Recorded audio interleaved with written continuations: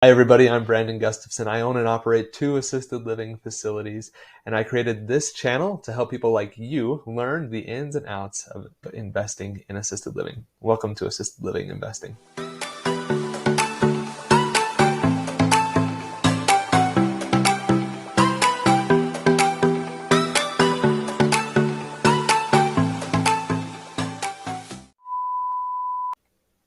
In our last video, we talked about how did I set up my organizational chart and how do I run things. And so if you want to know how I've done things, go ahead and watch that video and let me know your feedback. How do you do it for your facility? Let me know.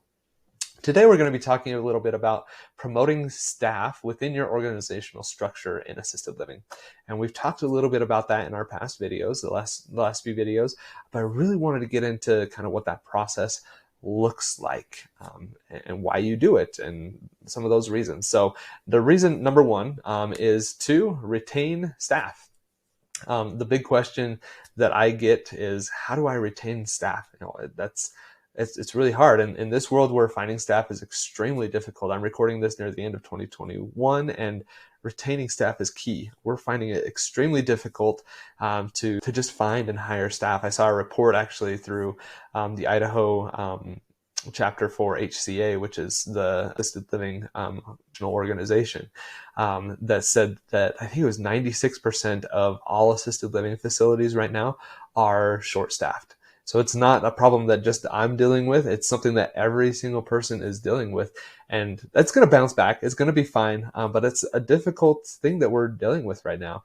It's something to be aware of. So retaining staff it's key. If you're going to be successful, you need to retain your staff. And in order to do that, you want to build a structure where you can promote from within. And if you do that, it's just going to be extremely helpful.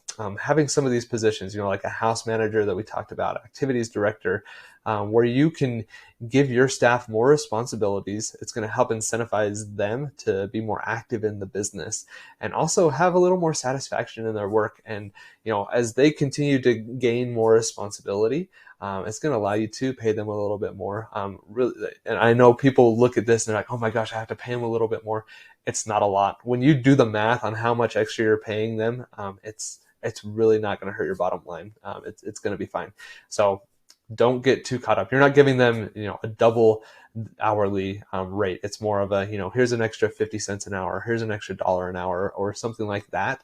It's kind of how you're going to structure that. And you want to take that into consideration in your own structure and in your own business. But you're not doubling their hourly rate. You're giving them incremental increases, and it's not going to kill your bottom line. So giving your staff regular incremental increases is just going to help with that retention, and it's going to help out with their job satisfaction as well.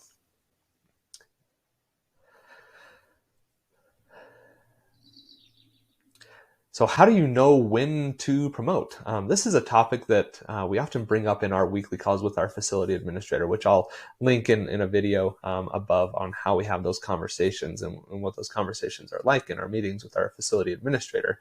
But we talk about our different staff members there and get a feel from our administrators how our staff, how our caregivers are performing. We ask questions like, how do you think they would do with more responsibility? Or do you think that they would do as an administrator in the future? This is so we can start training them up as we look to scale our business and things like that. Asking, can they handle the extra workload that is going to be required of them as a house manager or an activities coordinator? And what do we, are they able to handle that? And are they going to be able to still do their duties as a caregiver in helping out with the residents that they need to do at the facility? We really don't want to throw too much on their plate, but we're happy to give people the opportunity to grow within the business with us. We want to retain staff. We want to build a family with our staff. This is how we want to do things. Our facility is Be Well Assisted Living. Our slogan is Together We're Home, and we mean that for our residents and for our staff. We really want it to be a big family and try to develop that relationship there is the goal that we have with our facilities. The next one is scaling your business. I've talked about this a few times already, but one big reason that you would want to promote from within it's important for you if you're trying to scale your business.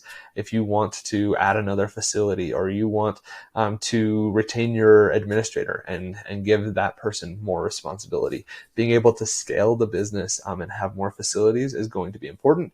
And then you want to train up the staff so you have good staff that kind of know the culture of your business and things like that. And it makes sense. And it's far easier to retain your staff and promote them than it is to try to find and hire new staff.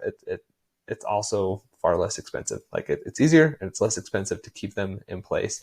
We use ads on Indeed and things like that when we're trying to find new staff, and that costs money. And then when we bring them in, we've got to train them, and maybe they need to get their QMAP, or they need to get like a food handlers or something like that. Depending on what the state requirements are for your caregivers, you might have to pay for some of those training.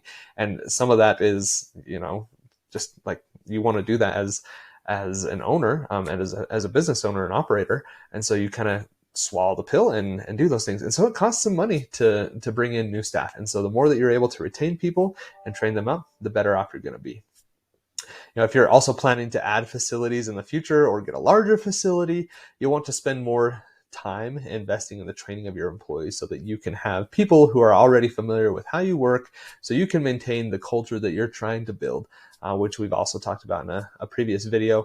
And you want to try to do that at all of your facilities, and how you're going to build that culture and why it's important to have that culture in place. In our next video, we're going to start getting into business banking account and financing. I think that's another big question that people have as I've talked to people is how do I do this? And banking and financing and all that, it can be scary. I get it. But it's really not that complicated. So we're going to start getting into that a little bit, help you understand the process, kind of walk you through how to have conversations with banks and how to set up your financing, which tools you can use and different things like that. So we'll get into that in our next video.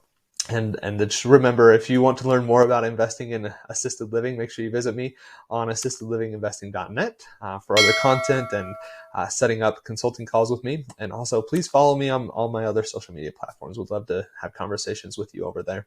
And remember, it doesn't take a lot, just a little bit. Just keep making progress step by step by step. If you keep making that progress, you will be successful.